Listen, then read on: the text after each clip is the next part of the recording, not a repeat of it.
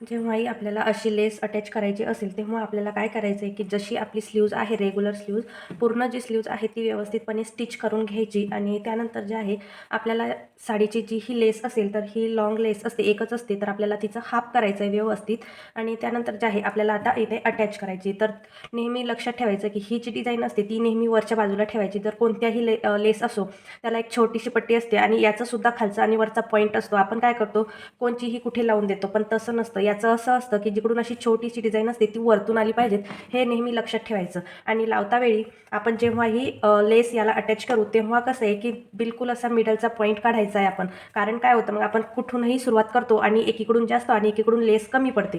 तर आपली जी लेस आहे दोन्हीकडून सरळ बाजूना यावी तर त्यासाठी आपल्याला काय करायचं पहिले जे आहे स्लीव्ज अशा फोल्ड करून ठेवायच्या. त्यानंतर आपली जी लेस आहे ती सुद्धा अशी फोल्ड करायची आणि जिथपासून आपल्याला इथे दिसते तर त्याचंही सुद्धा आपल्याला इथे थोडीशी मुडप पाडायची आहे जिथं आपली पूर्ण लेस संपते. कारण आपलं हे जे असतं तर हे दोरे निघू नये तर ते आपले व्यवस्थित असे आत दाबल्याही गेले पाहिजेत. तर तेही आपल्याला इथे बघायचं आहे आणि असं फोल्ड करायचं आहे. नंतरच जे आहे आपल्याला इथे अशी लावून बघायची आहे आणि व्यवस्थितपणे आणि इथे एक मार्किंग करायची.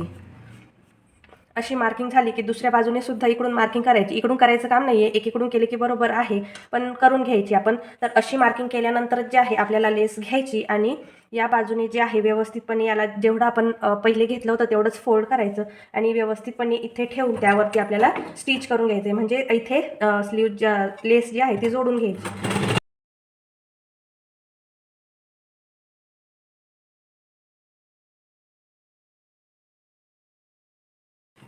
आणि परत आपल्याला इथे पूर्ण इकडून जे आहे याच्यासुद्धा काठावरती स्टिच करून घ्यायचं.